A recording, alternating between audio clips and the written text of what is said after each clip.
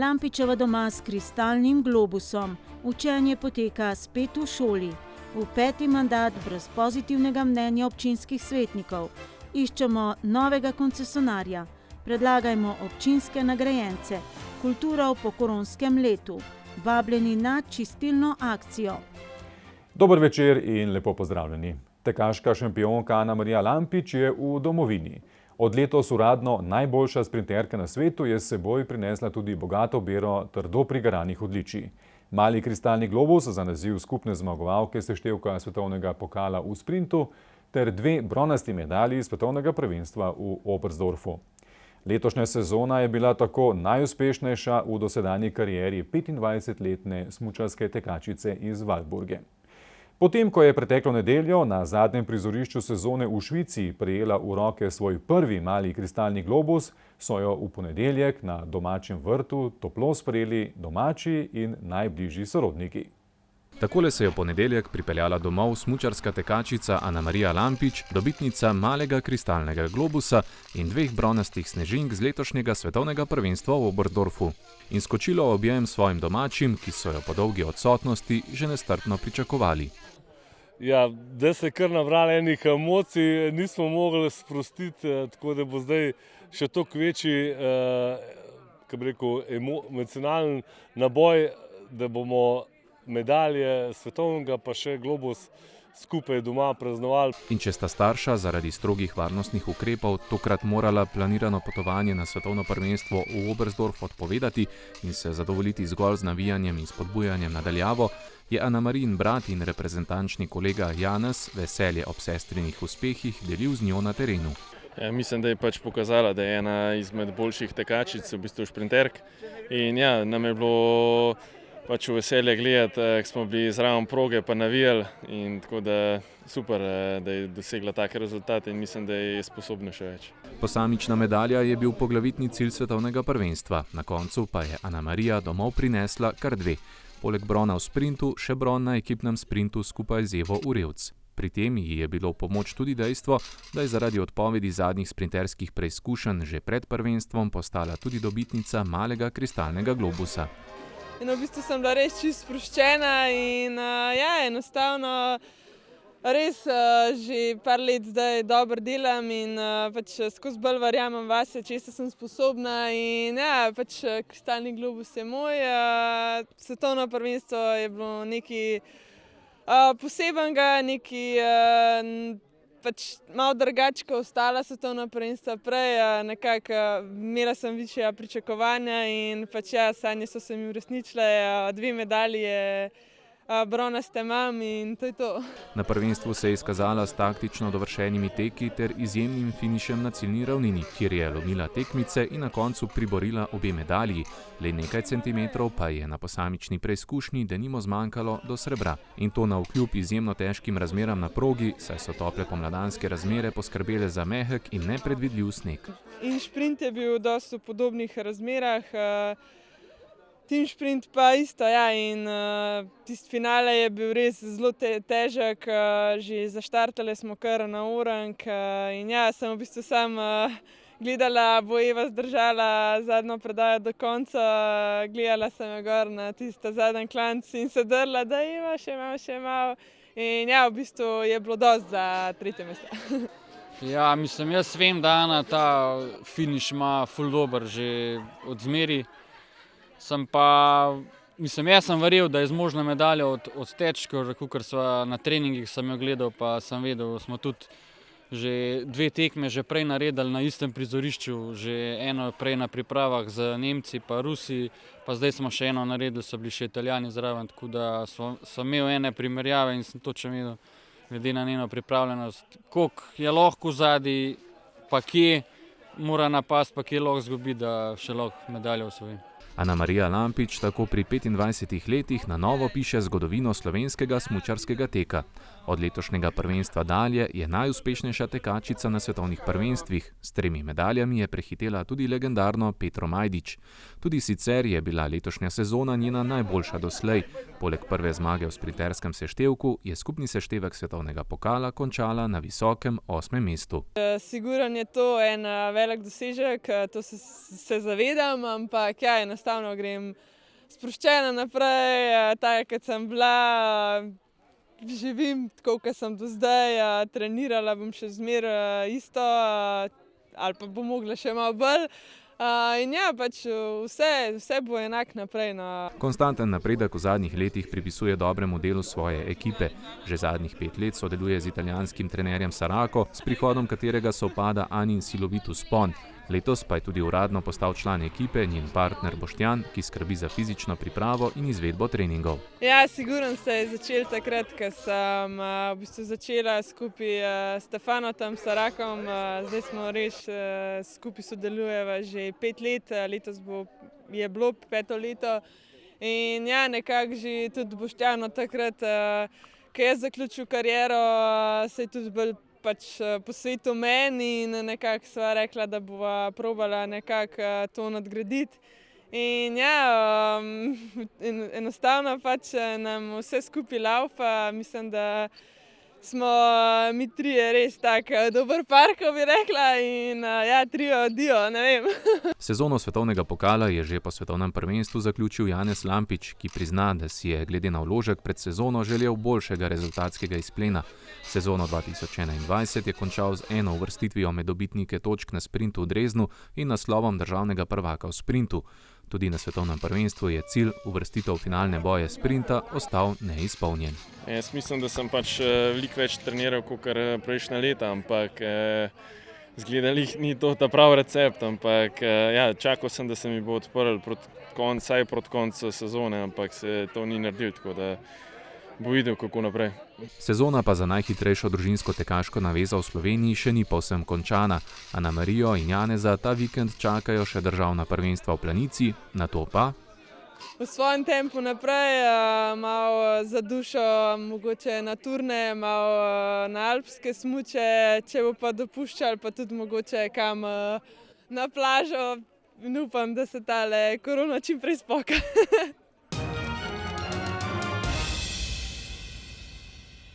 V torek je minilo 1 leto, kar so se tudi medvoške osnovne šole za voljo epidemije koronavirusa prvič zaprle. Drugič pa so se zaprle 19. oktobra lani. Najprej za 3. triado, 9. novembra pa za vse učence. Prvi so se v šolske klopi vrnili učenci prve triade in to 26. januarja, vsi ostali pa šele 15. februarja. Izkušnje šolanja na daljavo in šolanja v osnovni šoli so z nami delili na osnovni šoli Medvode. Najprej učenci. Bližje mi je šola v šoli, se je pouk bolj interaktiven, učenci se bolj vključujejo, več se tudi pridobi znanja in učenci lažje sledijo pouku. Se doma ima veliko učencev moteče faktorje in kakšna stvar odpove, internet ne dela ali kaj podobnega.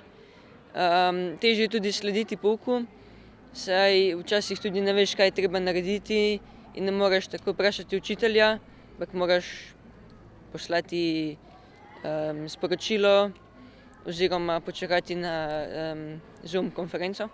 Mislim, seveda so kakšne prednosti pa slabosti pri obeh, ampak se mi zdi, da predvsem, kar je največja razlika, je, da mogoče pri šolanju doma se nismo toliko mogli skoncentrirati, predvsem koncentracija je bila pač manjša, pa problem je bil verjetno tudi z energijo, ko smo jo imeli tam. Se mi zdi, da je vseeno lažje tukaj nasplošno za pač učenje v šoli. Ja, če se znaš zorganizirati, pol je v bistvu v redu tudi doma biti. Mogoče zaradi ocenjevanja je boljše biti v šoli, drugače pa izkušnje so bile dosti v redu. Sploh tako, kot sem rekla, če si zorganiziraš vse skupaj, pa tudi učitelji so se res potrudili, da nam probajo čim bolj vse razložiti. Tako da smo se pri večini počutili isto, kot da smo v šoli. Tako da, kar se mene tiče, mi je isto, kot biti v šoli, kot biti doma. Je pa res, da je veliko takih, ki so imeli dosti težave z šolo na daljavo.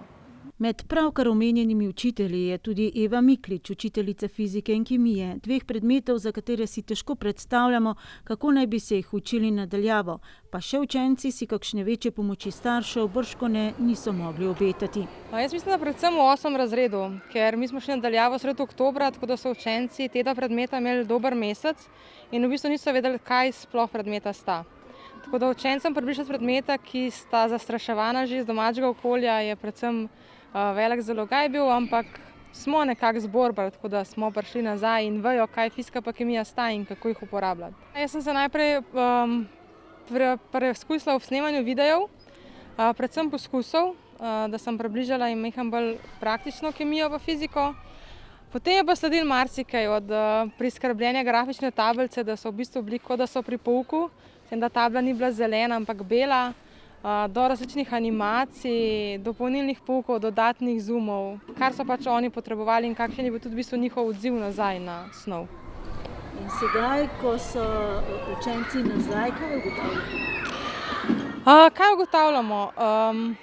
Znanje je, ampak ni utrjeno. Pa zelo velike razlike so se pokazale, že prej so bile med nekaterimi učenci, da so pa to res ogromne razlike in dejansko je veliko dela s tem, da pridemo na nek isti nivo, na nek plato, ki ga rabimo, da lahko gradimo naprej. In skupna misel, da po novem obvladajo oboje, ampak da je šolanje v šoli vendarle prioriteta. Zaradi osebnih kontaktov, osebnih stikov, zaradi medsebojnega sodelovanja, kajti da imaš ti neko prenosno sliko, ni isto, kot pa če ti vidiš človeka v živo. Tako da tudi razni pripomočki, ki jih imamo, da prilagodimo pouk, da bolj nazorno pokažemo tiste stvari, za katere vemo, da jih učenci sicer težko razumejo. Vse to je lažje narediti v živo, se pravi v učilnici, kot pa nadaljavo. Moram pa reči, glede na to, da smo bili res čisti začetniki v marcu, torej v prvem valu epidemije, da so učitelji ogromno svojega znanja nadgradili in tudi sami starši in učenci so to ugotovili v drugem valu, ko so opazili nadgradnjo učiteljevih strokovnih znanj. Medtem ko je bilo v času spomladanskega učenja nadaljavo večja skrb namenjena, kako vsem učencem zagotoviti ustrezno opremo za izvajanje pouka, torej računalnik in internetno povezavo, pa so se v tem vmesnem času do druge epidemije vsi, tako učitelji kot tudi starši, poleg učencev, opolnomočili v različnih oblikah komunikacije prek spleta. Videoposnetki, PowerPointi opremljeni z zvokom, Zoom konference. Skratka, kakšno bo šolsko gradivo budućnosti, je vprašanje za avtorico oziroma soavtorico kar nekaj tovrstnega gradiva. Sigurno bo šel razvoj naprej v digitalizacijo, čeprav sama osebno menim, da moramo najti nek kompromis, namreč brez žive osebne komunikacije ne bo šlo. Brez tega ne moramo graditi medsebojnih odnosov. Biti morajo osebne izkušnje, tega pa preko interaktivnih gradiv težko pridobimo. Preveč je preko digitalizacije tega individualizma, medtem ko v šoli, če delamo skupaj, tudi če delamo napake, je prav, da delamo napake, ker iz napak se največ naučimo. Tako da jaz mislim, da res en tak kompromis med digitalizacijo in takim načinom, kot smo ga imeli do zdaj. Seveda bo pa potrebno prevetriti učne načrte, marsikaj balastnega izvreči iz učnih načrtov, tako da nas čaka kar precej dela. Šubičeva je prepričana, da bodo učenci kmalu nadoknadili zamujeno z rutino, delovnimi navadami in pravo organizacijo dela. Znanje je pa trenutno tako. Vidimo sploh takoj, ko so prišli nazaj v šolo, da je bilo vse tako bolj v počasnem posnetku. Vse je bilo na počas prvi teden, tako da sedaj lahko rečem, da se že vidi, da je malo več aktivnosti, malo več že tega zavedanja, da je to spet šola v živo, da je treba več sprotnega dela. Zavedajo se tudi, da bo potrebno pridobiti ocene za dober zaključek šolskega leta. Preverjanje znanja poteka po določenem načrtu z namenom, da je oziroma da bo čim manj stresno. Ja, na naši šoli smo, kolikor se je dalo, pridobili ocene tudi že nekaj v času izobraževanja nadaljavo, zaradi tega, ker smo se zavedali, da bo sedaj v tem momentu preveč vsega.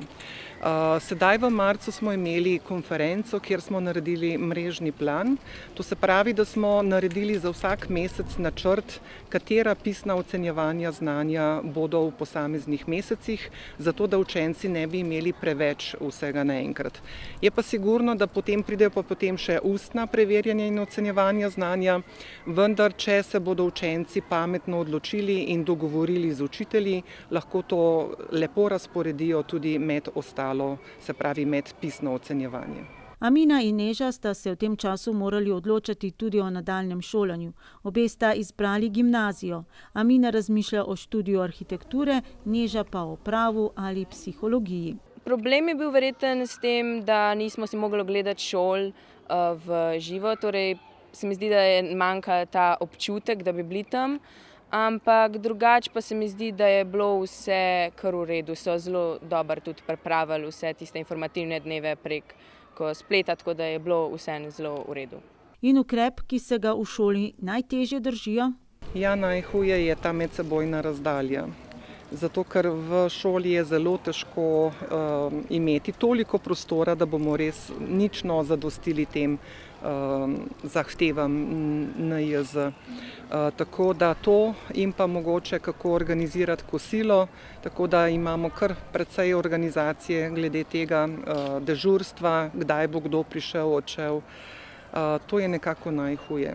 Pa nošenje mask, seveda tudi nekateri starši morda ne razumejo, ampak zaenkrat večjih težav nimamo. Tako kot ostali šolniki so tudi na osnovni šoli Medvode poročali o stranskih učinkih cepljenja s cepivom AstraZeneca prejšnjo sredo. Moram pa reči, da vsi učitelji se večinoma zavedamo, da je potrebno to narediti zato, ker če bo precepljenost dobra, potem bo tudi manj možnost za okužbe in za normalno delo v šoli.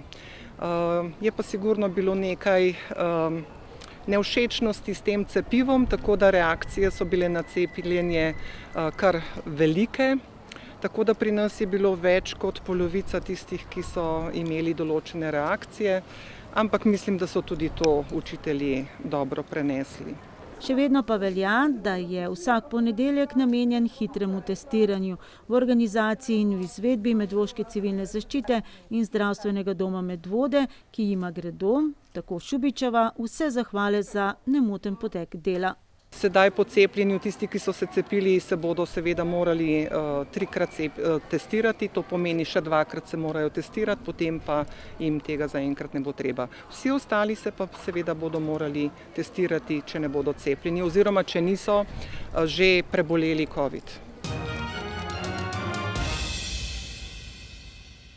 V Zdravstvenem domu Medvode so doslej cepili 1823 uporabnikov, 1500 jih je prejelo oba odmerka, 323 pa samo prvi odmerek. Glede na strategijo cepljenja poročajo, da so zelo striktni in se ravnajo po državni strategiji. Sedaj trenutno še vedno poteka cepljenje oseb starejših od 75 let. Cepijo pa jih s cepivom Pfizer-BioNTech.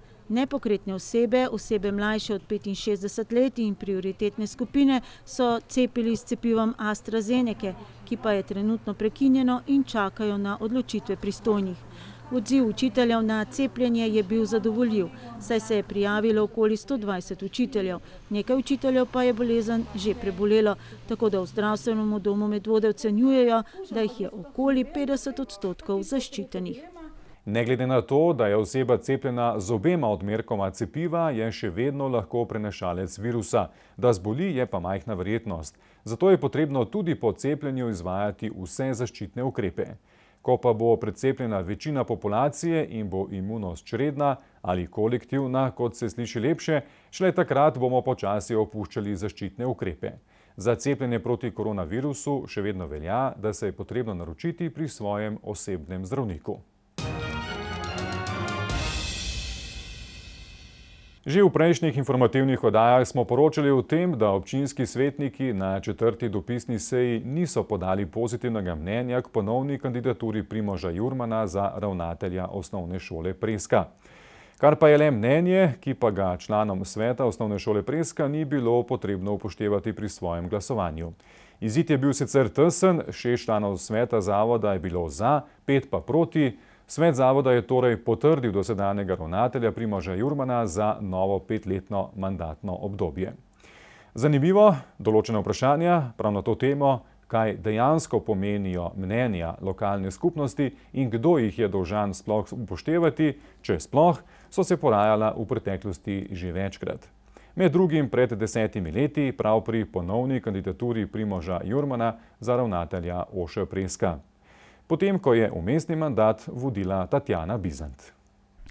Dilema pred 10 leti je bila sledeča. Takratna komisija za mandatna vprašanja, volitve in imenovanja sicer ni imela bistvenih pripomb na oba predlagana kandidata, vendar je podprla kandidaturo Tatjane Bizant. Na svetu osnovne šole Preska pa so to mnenje prezrli in glasovali po svoji vesti za Primoža Jurmana. Tudi predstavniki občine v tem najvišjem organu upravljanja šole.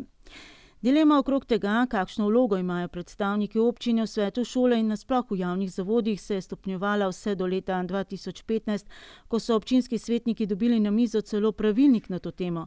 Ali so predstavniki občine v javnih zavodih dolžni glasovati tako, kot jim narekuje komisija in občinski svet v vseh primerih, tudi ko gre za strokovna vprašanja, ali samo, ko so odločitve finančne narave, v katerem primeru bi lahko občina svoje predstavnike v svetu celo odpoklicala. Najbolj glasno sta se proti tem možnostim takrat izrekla Alenka Žavbi-Kunaver in Stanko Okoliš. In konkretna situacija. Svet zavoda Osnovna šola Preska, ki je mandat nastopil v sredi novembra, je moral, tako kot določa zakonodaja, pred odločitvijo o izbiri kandidata za ravnatelja pridobiti obrazloženo mnenje o vseh kandidatih, ki izpolnjujejo pogoje. Zato je 9. februarja svet zavoda zaprosil občino, da v roku 20 dni poda mnenje za 3 kandidate. Dosedanjega ravnatelja Primoža Jurmana in 2 kandidatki, Sabino Juhant in Nevenko Kozjek. Obe sta pred obravnavo na komisiji za mandatna vprašanja, volitve in imenovanja odstopili od kandidature, zato je svojo vizijo dela predstavil le Jurman. To naj bi bil Jurmanov že 5. mandat. Jaz sem nastopil prvi mandat leta 1996 in vse odtlej z vmesnim 5-letnim obdobjem, ko sem bil zaposlen drugje, vse od takrat torej opravljam dela in naloge ravnatelja na osnovni šoli Preska. In zakaj ponovna kandidatura? Jaz sem pravzaprav domačin Medvoščan. To je moja osnovna šola, na katero sem tudi sam hodil v času mojega osnovnošolskega izobraževanja. In glede na to, da sem končal najprej pedagoško fakulteto, kasneje pa tudi fakulteto za družbene vede, sem nekako čutil neko določeno navezanost na kraj, na šolo, na prostore, ki so tule za nami. In pravzaprav smo se tudi s kolektivom, tudi ostalimi deležniki v vseh teh letih lepo ujeli in prišli do neke stopnje osnovnošolskega izobraževanja v Medvodah na naši šoli, za katerega lahko rečemo, da je kar na dosti visokem nivoju in sem ponosen, da sem bil lahko del te zgodbe v vseh teh letih. Trenutna praksa je, da komisija za mandatna vprašanja, volitve in imenovanja ob vseh podobnih odločitvah, torej ko gre za podajanje mnenja k imenovanju ravnateljev, na sejo povabi tudi predstavnike občine v svetu šole, pa tudi člane odbora za družbene dejavnosti, ki mu predsednikuje Uroš Medar, nekdanji zaposleni na osnovni šoli Preska. Odpoved mu je dal prav Jurman, zadeva pa je mandat dobila epilog v uspeli mediaciji. Kakorkoli, odgovora, kaj konkretno se je dogajalo na komisiji, nismo dobili. V obrazložitvi, ki naj bi bila popotnica za odločanje na občinskem svetu, je namreč zapisano le, da sta se 2 članici komisije iz glasovanja izločili. En je glasoval proti, ostali pa sploh niso glasovali. Več kot to, da se je sama iz glasovanja izločila, nam ni mogla povedati niti predsednica komisije Darinka Varovšek, ki je sicer zaposlena na osnovni šoli Preska.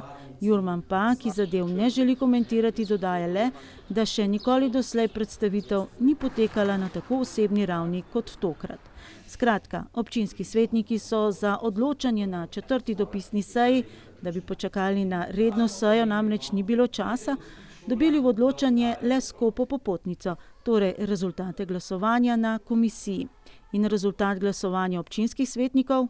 4 člani občinskega sveta niso glasovali, 6 članov je glasovalo za in 10 proti. Med njimi tudi Stanislav Maran, ki je član tako komisije kot tudi sveta zavoda Osnovna šola Preska.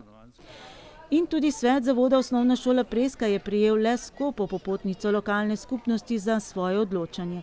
Le podatek, da občinski svet ni dal pozitivnega mnenja, brez dodatne obrazložitve. Na seji 5. marca je svet zavoda kljub temu, da lokalna skupnost torej ni dala pozitivnega mnenja, 6 glasovi za in 5 proti na tajnem glasovanju potrdil dosedanjega ravnatelja Primoža Jurmana za novo mandatno obdobje.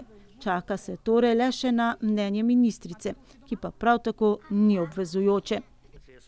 S takim poročilom bi bila lahko zadeva za našo televizijo tudi zaključena, če ne bi na zadnji seji občinskega sveta med vprašanji in pobudami te problematike ponovno izpostavil Stanislav Ulanec.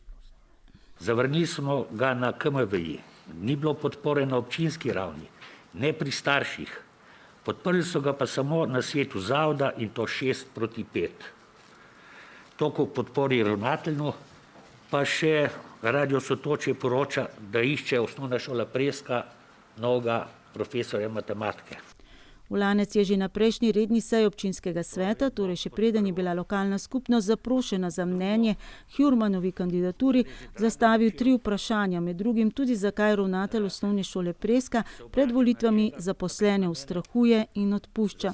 Jurman je med drugim odgovoril: tega vprašanja ne razumem, prosim za konkretna dejstva v povezavi s tem, kdaj, komu, kje in podobno.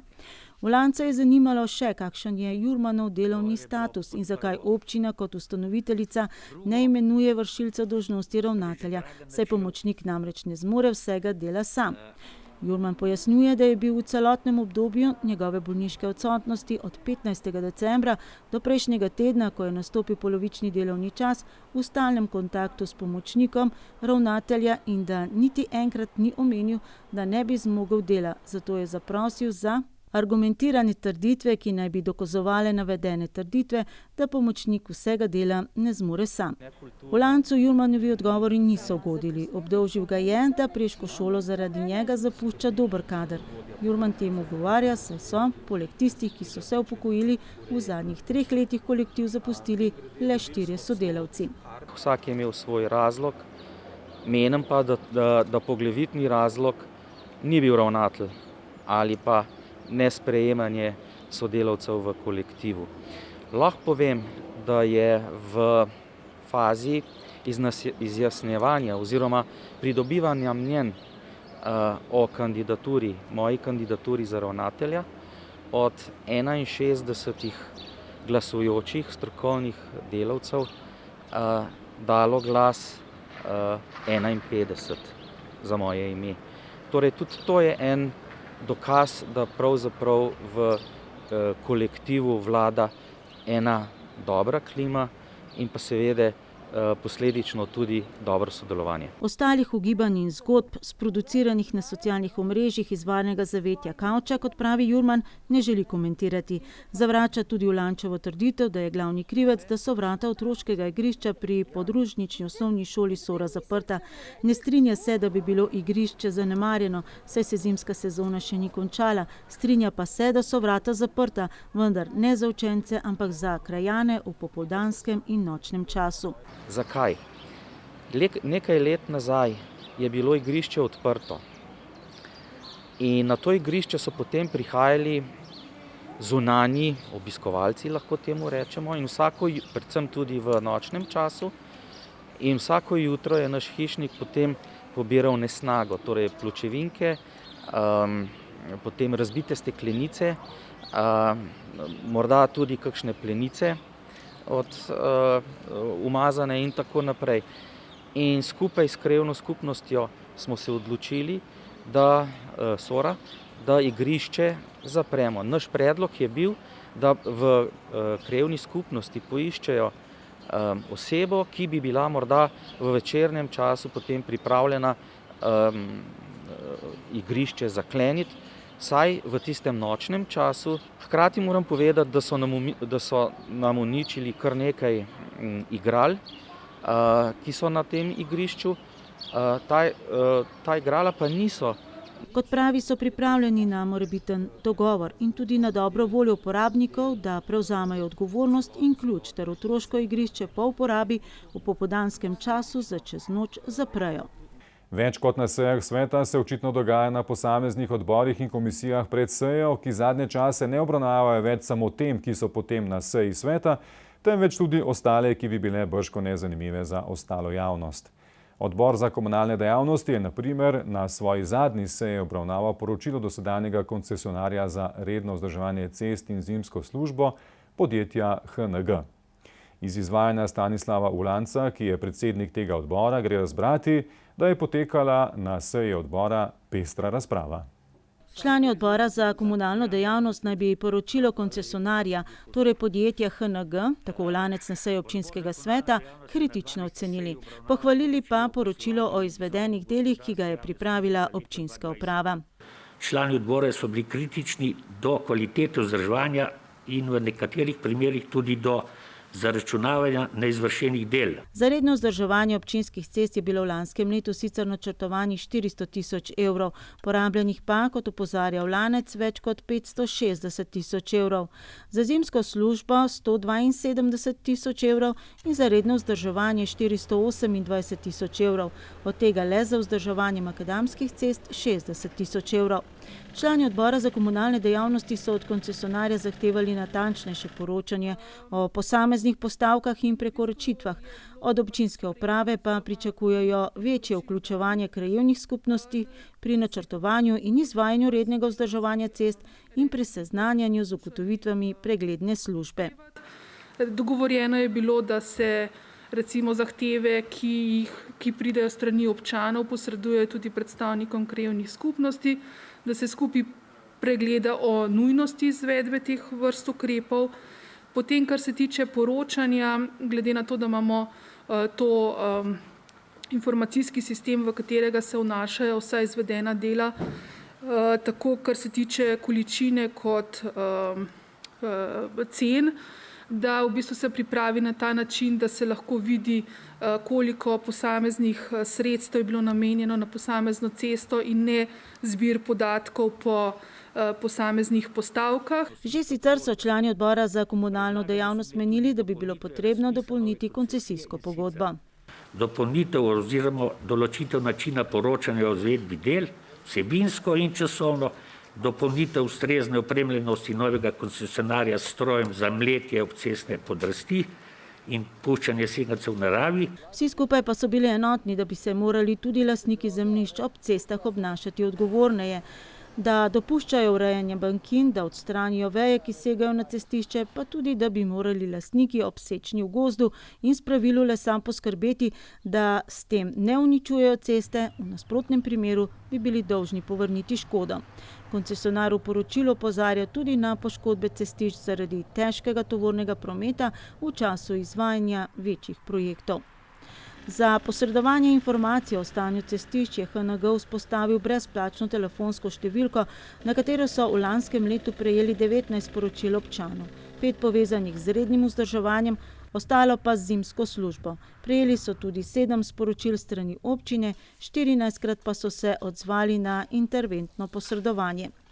Kako sicer poteka pot komunikacije od trenutka, ko morda občan sam zazna poškodbo cestišča, pa do trenutka, ko koncesionar, to je zaenkrat še podjetje HNG, stanje sanira? V prvi vrsti seveda za vzdrževanje naših cest zadolžen oziroma odgovoren koncesionar, zato smo tudi podelili jim koncesijo. Zdaj, če pride do neke poškodbe na vozišču, se javi koncesionarju, zdaj lahko na več različnih kanalov, ali se direkt pokliče njega koncesionarja ali na občino Medvode, bodi si preko telefona, preko elektronske pošte. Če pride to do nas, si gremo zadevo prej pogledati, ker se včasih zgodi, da neka poškodba ni tako kritična oziroma da ni potrebna neke sanacije. Ko pregledamo zadevo, seveda naročimo koncesionarju, da gre v določenem roku to zadevo posanirati. Kar se tiče teh udarnih jam, to pa koncesionar mora sam pregledati ceste in sam tudi sanirati. V svojem poročilu je HNG na kratko opisal tudi stanje makadamskih vozišč in izrazil zadovoljstvo, da je bilo kar nekaj odsekov v lanskem letu asfaltiranih. Opozoril je na dejstvo, da bo potrebno sanirati poškodbe asfalta na posameznih odsekih asfaltnih cestišč in posamezne odseke, na katerih se vrši konstantno krpanje lukenj v izogib odškodninskih zahtevkov. V lanskem letu so jih prejeli 6, 5 povezanih s poškodbami na avtomobilih so zavrnili, sanirali pa bodo poškodovano ograjo ob izvajanju zimske službe. Po 2 letih torej občina Medvode ponovno išče novega koncesionarja, ki naj bi z delom predvidoma začel sredi meseca maja. Spomnimo, kdo vzdržuje in pluži naše ceste in če to počne v skladu s predpisanim protokolom, je bila ena izmed stalnic, s katerimi se je nadzorni odbor občine Medvode ukvarjal skorajda v vseh mandatih doslej. Pred dobrimi 10 leti je celo protikorupcijska komisija podala sum kaznivega dejanja. Kriminalisti so sum ovrgli. Poglejmo situacijo zadnjih 4 let. Tudi leta 2017 je ob izboru Gorenjske gradbene družbe na mesto podjetja Gradkop, ki je vse od leta 2001 skrbelo za naše javne ceste, bilo kar nekaj nelagodja, celo obtožb, da je bil razpis pisan nekomu na kožo. S to temo se je ukvarjal tudi nadzorni odbor občine Medvode, ki pri izbiri Gorenjske gradbene družbe, saj je bila edina, ki je izpolnjevala pogoje, ni našel nepravilnosti. Podvomi pa je v smotrnost podeljevanja koncesije zgolj za 2 leti. Leta 2019 tovrstnega nelagodja ni bilo, saj sta oba kandidata izpolnjevala vse pogoje. Tako Gorenjska gradbena družba, ki je želela naše ceste vzdrževati še naprej, kot tudi podjetje HNG, ki je želelo to opravljati samostojno in ne kot podizvajalec. Le da je bil HNG za 180.000 evrov cenejši in izbran. Najpomembnejša novost za naše občane je takrat bila na področju zimske službe, da je občina razdeljena na 10 krajevnih območij in da je za vsako določeno, s kakšno mehanizacijo se podati na teren. Za 3 krajevna območja naših Polhograjcev pa velja, da se mora s pluženjem začeti že, ko je 7 cm snega. In večje tovrstne spremembe, ki se obetajo v novi koncesijski pogodbi. Zapisali smo malo večje število vozil oziroma mehanizacije za samo pluženje, tako da drugih, pa seveda si pa želimo, da bi bilo pa čim več lokalnih izvajalcev, vendar je to v domeni izbranega koncesionarja. Druga zadeva, kar je bilo pa to, da se pa tudi spremenil sam popis pri rednem vzdrževanju, smo bolj definirali same postavke, ki jih v prejšnji koncesiji mogoče niso bile fajn definirane. 2-krat doslej se je koncesija podelila le za 2 leti. Tokrat se bo za 3-letno obdobje. Razlogov je več. Prvo kot tega, da imamo možnost, da se bo prijavilo več kandidatov, glede na to, da je razpisano daljše obdobje. Pričakujemo posledično tudi kakšne nižje cene, glede na to, da bo imel potencialni ta kandidat oziroma izbran koncesionar posel za več let. Treba pa tudi, mi se moramo vsaj par mesecev že prej pripravljati za razpis za novo koncesijo, tako da bo za vse daljše obdobje boljše. Namesto 2 koncesionarjev, enega, ki bi vzdrževal in plužil naše ceste, in drugega, ki bi skrbel za prometno signalizacijo in prometno opremo, tokrat iščemo le enega za vsa dela. Prišlo je včasih do takih neljubih dogodkov, da je bila kakšna prometna signalizacija podrta, je javil naš koncesionar za ceste, smo mogli to sporočiti koncesionarju za vertikalno signalizacijo. Tako bo pa, ko bo že nekdo opazil, ali preglednik, ali kakšen drugi zaposlenih koncesionarja bo opazil to zadevo, bo lahko že v tem trenutku že takoj posaniral to zadevo. Še do konca meseca, do 31. marca, je čas, da komisiji za priznanja pošljete predloge kandidatov za priznanja občine Medvode. Celotno besedilo javnega poziva je objavljeno na občinski spletni strani. Naj spomnimo, v skladu z novim odlokom o priznanjih se podeljuje 5 vrst priznanj. Občani predlagate kandidate, komisija pa bo sama presodila, katero priznanje je zanj najbolj primerno. Priznanje Mladi up prejme mladi občan ali skupina mladih občanov v starosti največ 29 let, ki izstopajo s svojimi uspehi ali dosežki na različnih področjih. Pomembno je predvsem, da je njihov zgled prepoznan med vrstniki in na ta način prispevajo k razvoju in napredku okolja, v katerem živijo.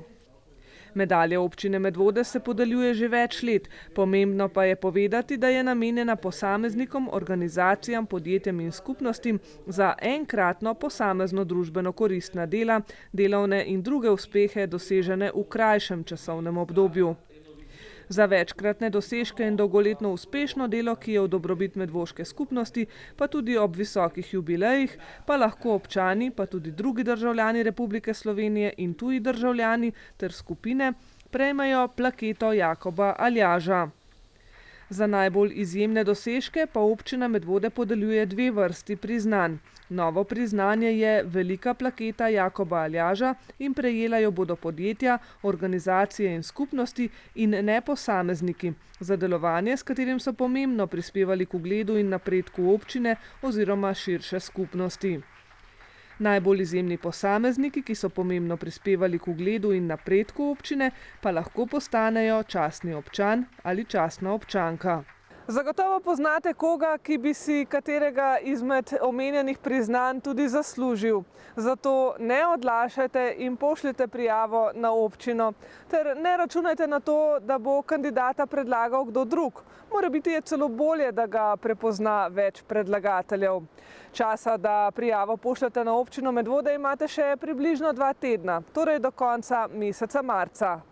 K predlogu je potrebno priložiti še soglasje kandidata o uporabi osebnih podatkov. Informacije in obrazec dobite, kot rečeno, na spletni strani občine Medvode.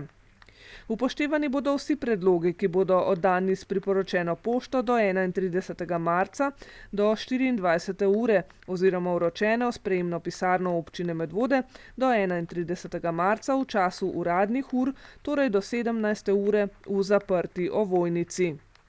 O posledicah, ki jih je novi koronavirus pustil na področju kulture v pretekli sezoni, smo že govorili. V začetku marca, na obletnico prvega potrjenega primera koronavirusa v Sloveniji, pa je v klubu Jedro pred novo sezono potekala okrogla miza Pogovor o kulturi v organizaciji javnega zavoda Sotočje Medvode, s prenosom tudi preko spleta. Sodelovali so predstavniki zavoda Sotočje, medvoških kulturnih društev, predstavnica območne izpostave JSKD Tatjana Avsec in župan občine Medvode Nejc Smole.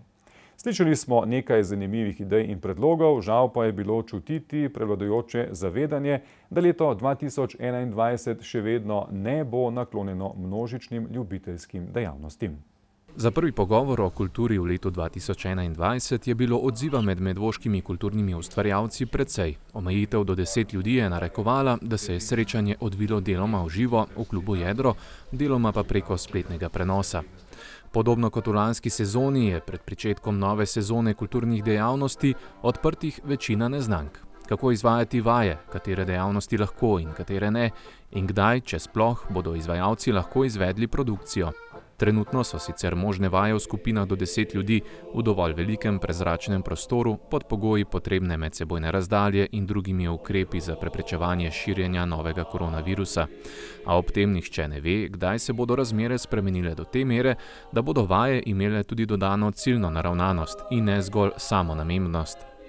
Že v uvodnem nagovoru Tatjane Avsec, vodje območne izpostave Javnega sklada Republike Slovenije za kulturne dejavnosti, smo lahko slišali, da bomo v letošnjem letu po vsej verjetnosti izgubili še eno sezono, predvsem tistih ljubiteljskih dejavnosti, v katerih sodeluje najbolj množično članstvo društev, torej gledališka, pevska in plesna dejavnost. Tako bodo denimo tudi letos odpadla vsa tradicionalna vsakoletna srečanja v okviru Javnega sklada za kulturne dejavnosti na področju pevske, plesne in gledališke dejavnosti. Ko bodo pogoji dovoljevali spet aktivnosti, pa bodo ponudili skupinam strokovnjake za pomoč pri delu. Javni sklad v tem obdobju poskuša delati, kar se pač da. Tako se je preusmeril na izobraževanje in motivacijske govore preko Zooma na vseh področjih ljubiteljske kulture, objavljena pa sta bila tudi likovni in literarni razpis. Tudi teden ljubiteljske kulture med 21. in 30. majem bo letos izveden s pozornostjo na literarni in instrumentalni dejavnosti, društva pa so vabljena k sodelovanju. Eno bistvenih stališč srečanja, ki je bilo večkrat izpostavljeno, tudi strani župana Nejca Smoleta, pa je iskanje novih prizorišč za varno izvajanje kulturnih dejavnosti, predvsem zunaj običajnih 4 zidov kulturnih dvoran. Kot kaže, bo letos to ena bistvenih rešitev, ki bo dovoljevala izvedbo dejavnosti v večjem številu. Ob tem je župan izrazil skrb, kaj se bo zgodilo s prostovoljci potem, ko se bodo razmere sprostile, in apeliral na predstavnike društev k motiviranju članov, da se ne izgubijo povsem v lagodju izolacije, temveč se ponovno aktivirajo. Na drugi strani pa pričakuje enako težavo pri aktivaciji publike, da se le-ta ponovno vrne na dogodke.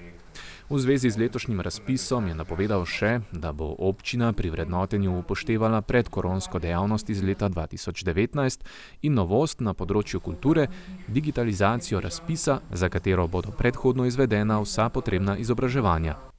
A kljub vsemu nekaj spodbudnih napovedi je bilo vseeno moč slišati. V okviru programa javnega zavoda Sotočje bo v maju izveden kulturni festival s potujočo ustvarjalnico. Vsakoletna tržnica znanj bo na sporedu v septembru.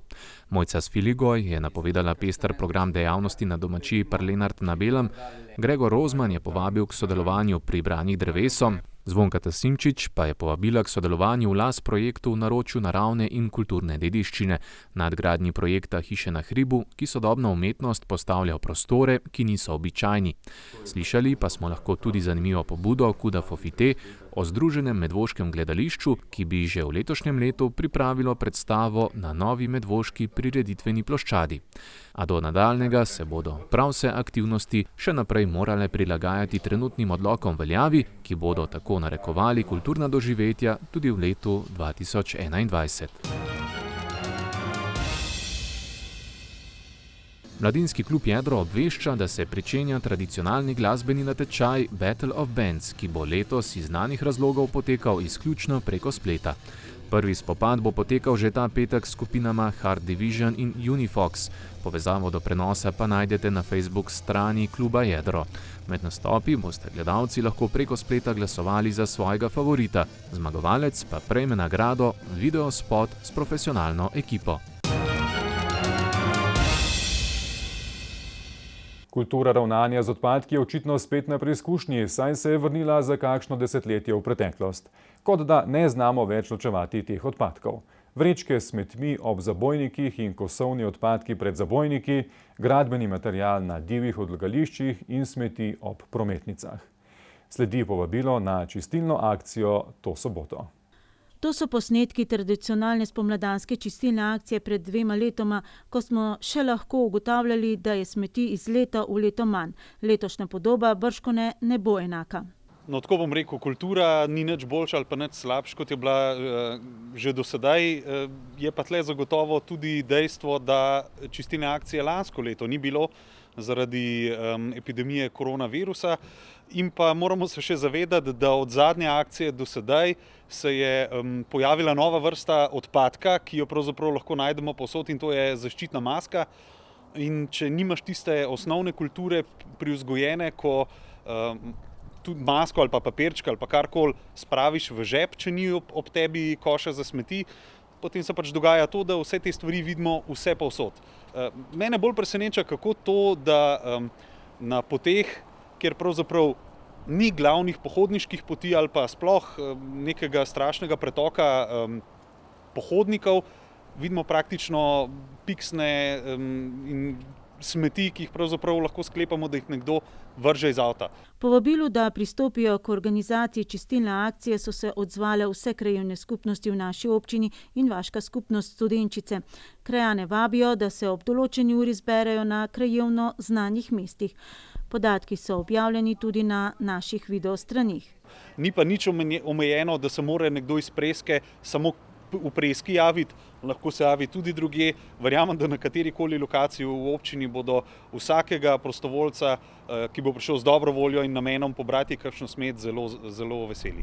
Čistilne akcije bodo potekale ob upoštevanju priporočil Nacionalnega inštituta za javno zdravje, tako da bodo maske v nekaterih primerih obvezne, če se bo družilo večje število ljudi, v drugih pa vsaj priporočene. Galičič v dober odziv občanov, ki jim ni vseeno, v kakšnem okolju živijo, ne dvomi. Pa jaz moram reči, da imam občutek, da se ljudje na pozive za čistilne akcije kar radi odzovejo. Pa naj bo leto 2019 ali pa letos. Jaz pričakujem, da bo pravzaprav udeležba zelo dobra. Kajti se mi zdi, da ljudje kar nekako želijo druženja, želijo, da grejo malo ven, da se, čeprav na neki distanci, podružijo, čutijo del skupnosti.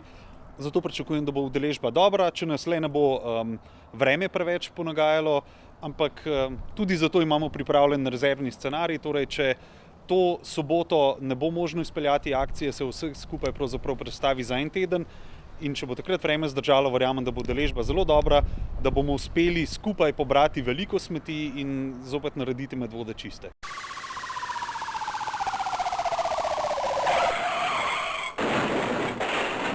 Medvoški policisti tokrat prometnih nesreč niso obravnavali v času uradnih ur, poročajo pa o veliki tatvini, ki se je zgodila v Smledniku in menda je bila kar drzna. Ne poročajo pa, kaj so tatovi ukradli. V Medvodah pa je bilo ukradeno osebno vozilo in o dogodku zaenkrat še zbirajo informacije. Policisti so pri nadzoru prometa v Valburgi za volanom odkrili občana brez veljavnega vozniškega dovoljenja.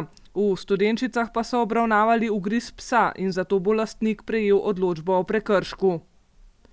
Še vedno vas opozarjamo pred vlomilci in ostalimi nepridipravi, ki preverjajo, kako pazite na svoje premoženje.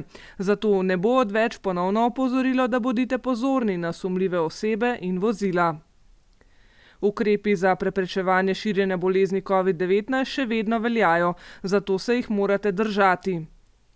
Če želite spremljati delo policistov, pa všečkajte Facebook stran Policijske uprave Ljubljana. Gledali ste četrtkovo informativno oddajo, prijeten večer vam želim še naprej in seveda nasvidenje do prihodnjega četrtka. Lep pozdrav!